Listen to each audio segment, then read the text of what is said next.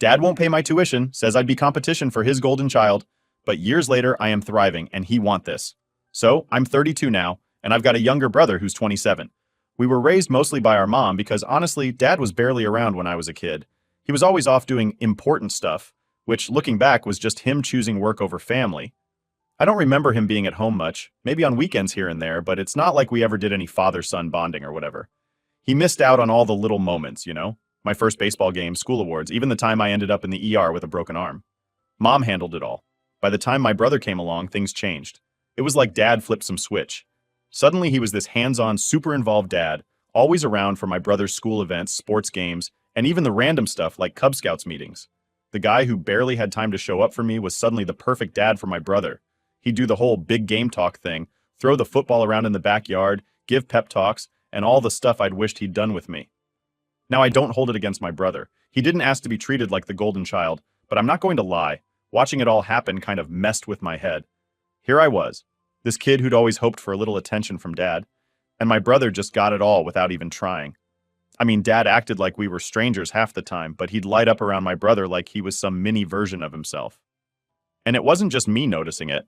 Mom could tell too. She'd try to keep things balanced, never played favorites or anything like that.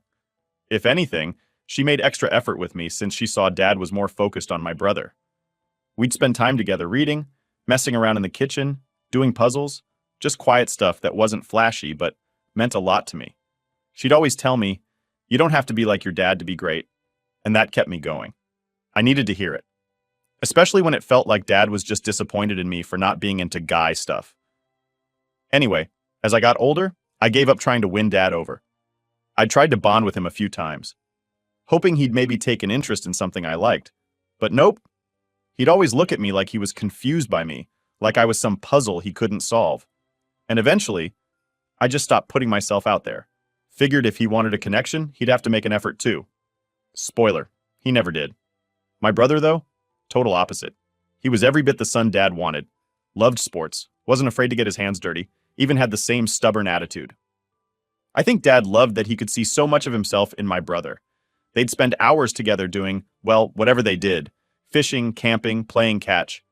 Meanwhile, I'd be in my room, either reading or messing around on my computer. And that's how it was, them outside playing football, me inside with my books or whatever project I was working on.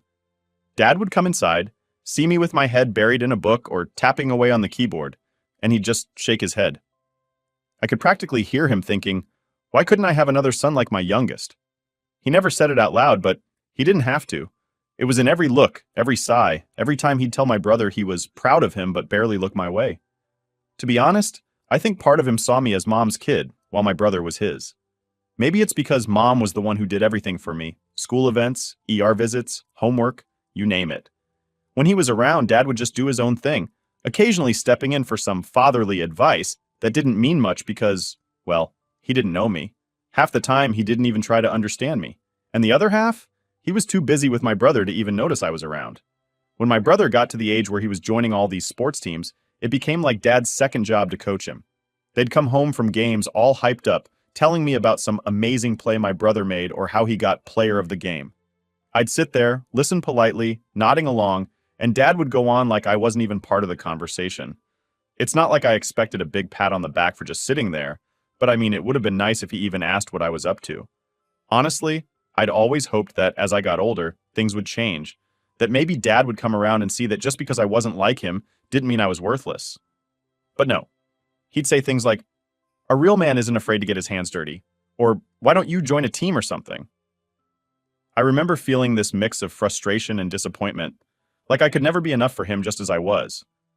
Meanwhile, Mom was the opposite. She'd ask me about the books I was reading, sit with me while I worked on random tech projects, and actually listen.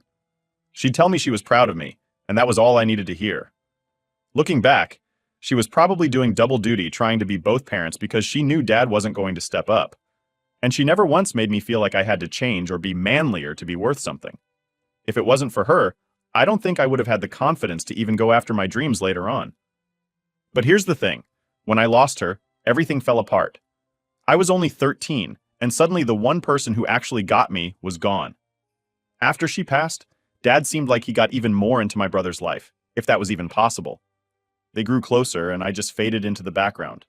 I tried to keep going, find some way to connect with him, but the more I tried, the more it felt like I was just a reminder of everything he didn't like.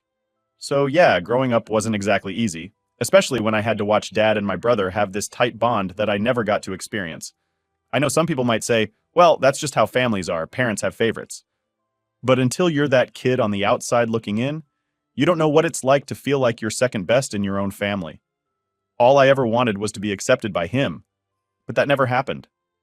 Now, my brother was too young to notice any of this when we were kids, and even now, I doubt he realizes how things played out. It's not his fault, and I don't hold it against him, but I can't forget it either. Losing mom changed everything. I was 13, just barely a teenager, and I'd lost the one person who actually got me. It was like my whole world went dark. Without her, I felt adrift, like there was no one left in the house who saw me, let alone understood me. She'd been my only support, the only one who thought I had potential. And now, gone. After she passed, things around the house got way more intense. You'd think losing a parent would make everyone pull together, right? Like, we'd all start relying on each other to cope. But that didn't happen. Not even close. My dad and brother seemed to carry on as if nothing had changed, like we hadn't just lost the heart of the family. I was devastated, trying to process this huge loss, while they acted like everything was normal. If anything, my dad just seemed to lean even more into his relationship with my brother, leaving me in the dust. I remember coming home from school one day, maybe a few months after Mom passed. I'd had a rough day, kids giving condolences like it was the first time they'd heard, teachers giving me these pitying looks. All I wanted was to come home and feel like I wasn't alone. But when I walked in, there was my dad, watching TV with my brother, laughing about something like they didn't have a care in the world. I felt like a ghost in my own house. I started spending a lot more time in my room. Honestly, it just hurt too much to be around them. I'd be in the kitchen making myself a snack, and they'd stroll in, talking about my brother's latest football game or some other thing they'd done together. They'd barely look my way. It was like they didn't even notice I was standing there. I'd try to chime in sometimes, add to the conversation, but Dad would just give me this look that said, "Why are you interrupting?" I eventually just gave up. With Mom gone, I didn't even know who I was supposed to turn to. I needed support, someone to talk to about how hard things had gotten, but there was no one. Dad was too busy treating my brother like his little protege, and my brother, well, he was just a kid. He was wrapped up in his own life, probably not even realizing how different things were for me. So I threw myself into what I knew. Tech. Coding, to be specific. At first, it was just a distraction, a way to keep my mind off things. But the more I dove into it, the more I realized I was good at it. I'd spend hours teaching myself new things, working on projects, making websites from scratch. Every time I figured something out, I'd feel this little spark of satisfaction. It was something to hold on to, something that didn't depend on anyone else. And for a while, it was enough. But of course, Dad didn't see it that way. To him, I was just wasting my time on the computer. He'd make these snide comments whenever he saw me coding like, "When are you going to do something useful?" Or, "Real men don't hide behind a screen." I'd just nod and keep working. I'd learned by then that arguing with him was pointless. If he couldn't understand it, then it wasn't worth his attention. Then there was this one day that really sticks out. I'd been working on this project for weeks, building a small program that could help with basic tasks, something simple but cool, especially for my age. I was excited, It was finally working, and I wanted to show someone. My first instinct was to tell my dad. Stupid as that sounds now. I guess I still wanted his approval, no matter how many times he'd ignored me. So I went up to him, showed him what I'd built, and explained how it worked, hoping he'd see how much effort I'd put in. But he just glanced at the screen, gave me this half-hearted, "That's nice," and went right back to whatever he was doing. That was the moment it hit me. No matter what I did, he was never going to care. He was too busy being my brother's biggest fan to even notice my achievements, let alone support them. From that point on, I stopped looking for his approval altogether. I kept my head down, did my own thing, and figured if he didn't care, then neither did I. I'd come home, go straight to my room, and work on my projects for hours. It was my escape, my way of finding some control in a world that felt upside down. And every time I'd learn something new or build something cool, it was like a little victory, even if no one else cared. I started saving up doing odd tech gigs here and there for people who needed help. Fixing computers, building simple websites, troubleshooting, whatever I could find to make a little cash. It wasn't much, but it was enough to keep me going, enough to make me feel like I was actually getting somewhere. I didn't need Dad's approval or his praise. I was figuring things out on my own. Meanwhile, my brother was thriving under Dad's guidance. He was the star of the football team, always getting hyped up at family gatherings, while I'd get the usual, "Oh, and you're still doing that computer stuff?"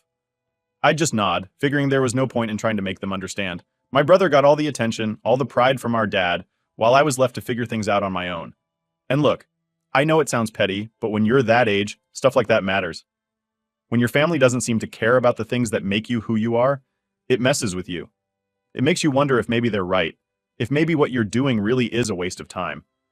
But I pushed through, kept working on my tech stuff, because deep down I knew I had to prove it to myself that I was worth something, even if my dad couldn't see it.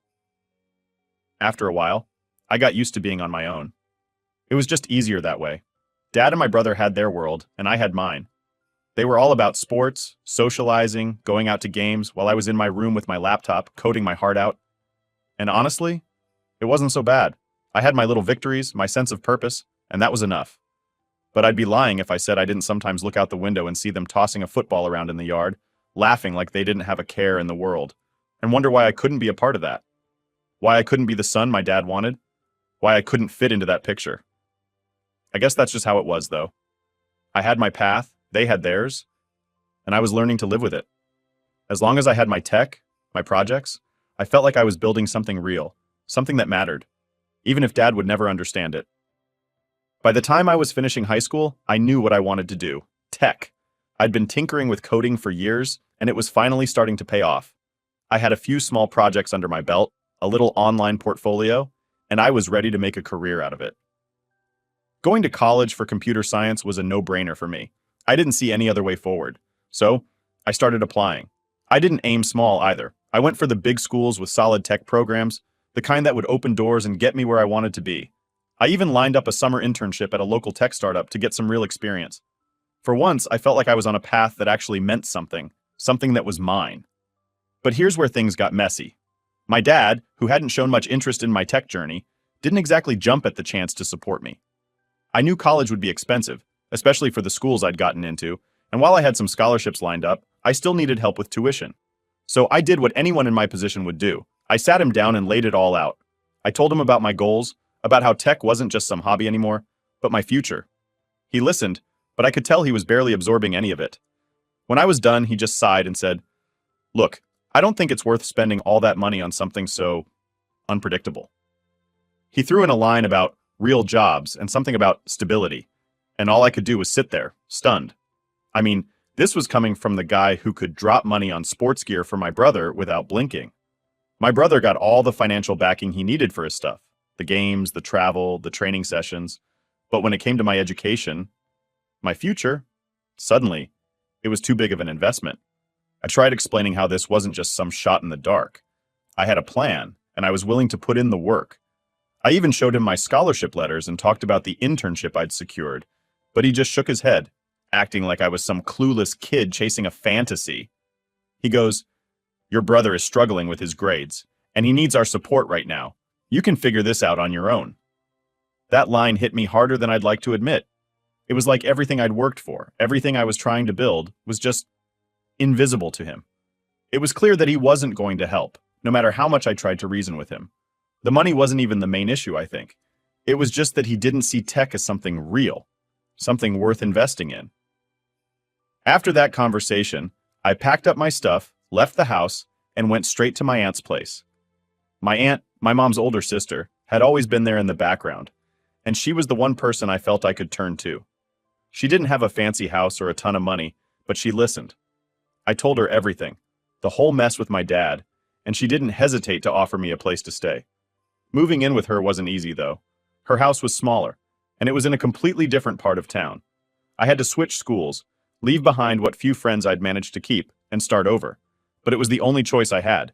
I couldn't keep living in a place where I felt like an outsider in my own family. When I told her about my college plans, she did something that completely shocked me. She offered to help cover my tuition. Now, she didn't have much money. She was living paycheck to paycheck herself, but she said she'd figure something out. She even went so far as to ask a few of her close friends for support. They chipped in too, and somehow, they made it happen. It wasn't a full ride, but it was enough to get me started. I remember that moment clearly. Sitting in her small, cluttered kitchen, going over the finances, looking at the checks her friends had written out for me. It was one of the most humbling experiences of my life. These were people who barely knew me, but they believed in me more than my own father did. I promised myself right then and there that I'd make every dollar count, that I wouldn't let their faith in me go to waste. So, I enrolled in college, focusing on computer science. It was surreal, finally getting to study what I loved. I kept my head down, worked hard, and picked up as many skills as I could. The professors were top-notch, the environment was inspiring, and I felt like I was finally where I was meant to be. For the first time, I didn't feel like I was running uphill just to prove myself. During college, I also started working on some side projects. I'd been sitting on an idea for a while, something I thought could really make a difference in the tech space. Between classes, assignments, and part-time gigs, I'd chip away at this project, pouring every spare minute I had into it. It wasn't easy. Balancing everything was exhausting, but I was determined to make it work. Looking back, that period of my life was the turning point. Every late night, every weekend spent coding instead of going out, every dollar I scraped together, it was all building towards something bigger. And through it all, my aunt was there, cheering me on, even if she didn't fully understand what I was doing. She'd ask questions, genuinely interested, even if the tech jargon went over her head. Just knowing she was in my corner kept me going. I'd like to say that this whole experience made me stronger, and maybe it did, but it also left a mark. I stopped expecting anything from my dad or my brother. I realized they'd never be the kind of family that would support me, at least not in the way I needed. That hurt, and yeah, it made me angry, but it also pushed me to prove that I didn't need their approval to make something of myself. Over time, I saved up enough from freelancing and side gigs to pay my aunt back a bit. I'd slip her an envelope every month with what I could afford, and she'd always protest, saying it wasn't necessary, that she was just happy to see me thriving. But I insisted. She'd given me a shot when no one else would, and I couldn't just let that go. By the time I was getting close to graduation, I had a working prototype for my app. I didn't tell anyone about it, mostly because I didn't want to get my hopes up. But I poured everything I had into it, hoping maybe, just maybe, it would be the thing to set me apart, to prove to myself, and maybe even to my dad, though he'd never know, that I was worth betting on. That was my life for those years. College, coding, and trying to scrape by on what little I had. It wasn't easy, but I wouldn't trade it for anything. Every step I took, every hurdle I cleared, brought me closer to becoming someone I was proud of, even if the people who were supposed to care the most couldn't see it. Looking back, it's almost funny how things turned out. The guy who was told his dreams were a waste of time, who got tossed aside by his own father, ended up carving his own path. It wasn't thanks to my family, but in spite of them. And somehow that made it all the more satisfying. Graduation came and went in a blur. All those years of hard work, the late nights and all-nighters finally paid off. I felt like I'd come a long way from the kid hiding in his room to avoid his own family. By then, my app was fully built, polished, and actually working well. I still hadn't told anyone in my family about it, except my aunt. She didn't fully understand what I'd created, but she was thrilled for me anyway. That kind of support, even if it was just her saying, "I'm proud of you," meant a lot.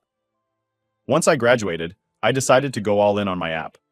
It was a gamble, and I knew it could go either way, but I felt like I finally had something that could make an impact. I was a nobody in the industry, but I'd already put in so much work I figured there was no harm in taking it to the next level. If it failed, well, I'd find a way to pick myself up. If it succeeded, well, I didn't even know what that would look like yet, but I was ready to find out. I started off small, pitching my app to a few local companies. Most of them didn't bite, and I can't even tell you how many rejections I got.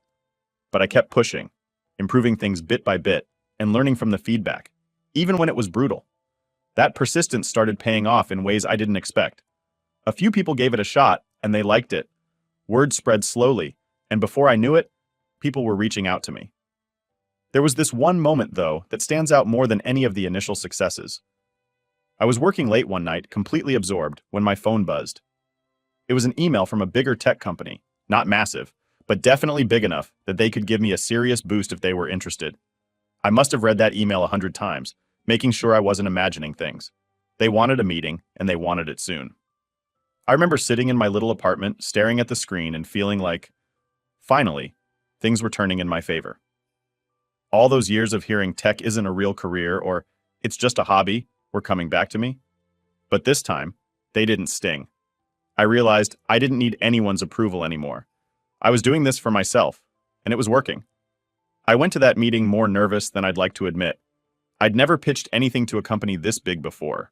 I showed them what my app could do, explained how it solved a few key problems they'd been struggling with, and did my best to hide my nerves. When the guy running the meeting leaned back, looked at me and said, "I think we can work something out," I had to stop myself from grinning like an idiot. That deal became my first big break. It wasn't some millionaire maker overnight or anything, but it was enough to give me credibility, enough to get my app in front of more people. From there, things took off faster than I'd ever expected. Other companies started reaching out, and suddenly, I was juggling more projects than I knew what to do with. And then, the money started coming in. Not crazy money at first, but enough to pay off some of my student loans, help my aunt with her bills, and finally get a decent place to live. I moved out of my cramped apartment into something that didn't feel like I was constantly dodging leaky pipes and broken windows. It was the first time in my life I actually felt stable, like I was building something that would last. I wish I could say I was content with that I just kept my head down and focused on work, but honestly, a part of me wanted to show my dad and brother what I'd accomplished. I hadn't spoken to either of them since I'd left home, and as far as I knew, they hadn't tried to reach out either. I knew it was petty, but I wanted them to know I'd made something of myself, that their lack of support hadn't held me back. Still, I kept my distance. I was afraid that if I did reach out, they'd somehow twist it around, make it seem like I owed them something, or worse, downplay what I'd done. I wasn't going to give them that chance. I focused on work, built up my client list, and kept pushing my app to the next level. I made a few smart moves with my savings, investing in some equipment and hiring a couple of freelancers to help expand the app's capabilities. It was a leap of faith, but by then, I'd learned to trust my instincts. The investment paid off, and pretty soon, I was making more than I'd ever thought possible. I remember the day I hit my first real milestone. I just signed a major deal with a company that wanted to incorporate my app into their own systems. This deal was big enough to put me on the map, to give me a kind of credibility I'd only dreamed about. I wanted to celebrate, but I didn't really have anyone to celebrate with. My friends from college had scattered, and I was pretty much a lone wolf. My aunt was thrilled when I told her, though. She even threw a little get-together with a couple of her friends who'd pitched in to help me get through school. I guess what I really wanted was for someone in my family, besides my aunt, to care, to acknowledge that I'd done something meaningful. But deep down, I knew it was never going to happen. I'd proven to myself that I could succeed without them, but it still hurt that they'd never see the side of me that was finally thriving. Over the next few months, things kept growing. My app gained traction, and I found myself in a position I'd never expected, financially stable, with options to expand and invest in new projects. It was surreal, going from being the kid who wasn't good enough to someone who could actually make a difference. I didn't need validation anymore, but that didn't mean the past hadn't left scars. I still felt like the outsider, the one they'd written off. But despite all that, I felt a weird sense of peace. I'd built something from the ground up, without my dad's approval or my brother's acceptance. I'd found my own path, created my own success, and if they didn't care, well, that was on them, not me. That chapter of my life was closing, and I was finally okay with it. After all the work I'd put into getting where I was finally feeling settled. The app was doing great, and I had my own place, a nice setup, and enough success that I didn't have to worry about things like bills or security. It was a good feeling, one I'd never really known before. My life was finally on track, and for once, I didn't feel like I had anything to prove to anyone. So imagine my surprise when, one evening, my dad and brother showed up at my office. No warning, no heads up, just them standing there at my door like they'd been invited. I'd been working late, and when I heard a knock, I figured it was one of my employees or maybe even the cleaning crew. I opened the door, and there they were, my dad, looking a little sheepish, and my brother, trying to play it cool, but looking just as uncomfortable. I just stared at them, kind of stunned. It was like seeing ghosts. I mean, after all these years with no calls, no messages, nothing. And here they were, standing in my office like it was the most normal thing in the world. For a second, I thought maybe I was dreaming. I didn't even know what to say, and they just stood there, waiting for me to invite them in. Eventually, I stepped aside and let them in, mostly out of shock. They walked in and looked around, taking in the space like they were trying to size up what I'd accomplished. My office wasn't huge, but it was nice. I'd made it that way with my own money and hard work. There was a small lounge area where I usually met with clients, and they sat down there, looking all awkward and out of place. After a few seconds of silence, my dad cleared his throat and said, "We heard about your success. Figured it was time we stopped by and checked in." He tried to smile, but it didn't reach his eyes. I could tell he was uncomfortable, maybe even a little intimidated. My brother, on the other hand, looked like he was barely holding it together. I could see it in his face. He wasn't exactly thrilled to be there. I wasn't sure how to respond, so I just nodded and sat down across from them, trying to keep my face neutral. I felt a weird mix of emotions, anger, confusion, maybe even a little bit of satisfaction seeing them here, finally acknowledging what I'd done. But I kept it cool and just waited for them to say whatever they'd come to say. My dad started off with some small talk, asking about the app and how the business was going. It was weird, hearing him act interested, like he'd always been supportive. I answered his questions with short, polite responses, not giving him much to work with. I could see he was struggling to keep the conversation going, and that gave me a small, petty sense of satisfaction. After all the years of him dismissing me, here he was, trying to play the proud dad, and it just didn't sit right. Finally, after a few minutes of this awkward back and forth, my brother jumped in. He didn't bother with the small talk. "Look, we need your help," he said, cutting right to the chase. My dad shot him a look, probably annoyed that he'd been so blunt, but I was glad he'd said it. At least now we were getting to the real reason they were here. I raised an eyebrow, waiting for him to continue. He looked down, fiddling with his hands, and then started explaining. Apparently, things hadn't been going so great for him. His job wasn't paying much, and he was struggling to make ends meet. On top of that, he'd racked up some debt, and my dad had been helping him out for a while, but it had gotten to be too much. They were in a tight spot, and they'd come to me hoping I'd be able to lend a hand. I had to bite back a laugh. After all the years of being ignored and treated like an outsider, they were here asking for my help. I couldn't believe the audacity. I kept my face as blank as possible, though, and just listened while my dad tried to paint it like this was some kind of family crisis, and that it was my duty to step in. When he finished, I just sat there looking at them. They stared back, probably expecting me to say yes, to jump in and save the day. But I didn't. I leaned back, crossed my arms, and asked, "Why me? You guys haven't cared about me or my work for years. What makes you think I'd want to help now?" My dad shifted uncomfortably, trying to come up with a response. He started to say something about family sticking together and forgiveness, but I wasn't buying it. All those years of him putting my brother first, dismissing my interests, refusing to support my education, they were all flashing through my mind. I realized that they hadn't come because they wanted to make amends. They were here because they needed something. I told them as much, laying it all out in a calm, matter-of-fact way. I said, "You know, it's funny. When I was struggling, you guys were nowhere to be found. When I needed support, you both acted like I didn't matter. Now that I'm successful, suddenly you remember I exist. I'm not some backup plan you can come to when things get rough." My dad tried to interrupt, saying it wasn't like that they'd always cared, but maybe hadn't shown it well. My brother chimed in, talking about how hard things have been for him, but it all just sounded like excuses. I'd spent years dealing with their lack of support, and I wasn't about to let them guilt me into fixing their problems now. I told them, "I've worked too hard to get where I am, without any help from either of you. I don't owe you anything." The look on their faces was priceless. My dad looked like he'd been slapped, and my brother just stared at the floor, silent for once. I could see the realization setting in that I wasn't going to bail them out, that I'd moved on without them. They left not long after that, my dad muttering something about thinking it over and family loyalty. I just nodded and saw them to the door, keeping my distance. As they walked out, I felt this strange mix of emotions, a little bit of anger, a lot of relief, and surprisingly, peace. I'd spent so many years feeling like I had to prove myself to them, but now I realized I didn't need their approval or validation. I'd done it on my own, and that was enough. After they left, I sat in my office for a while just thinking. I knew they'd probably never reach out again, and I was fine with that. My life had moved on, and I didn't need them to be part of it. For the first time, I felt free. Free of their expectations, free of their judgment, and free to be exactly who I wanted to be. It wasn't the reunion I'd imagined, but it was exactly the closure I needed.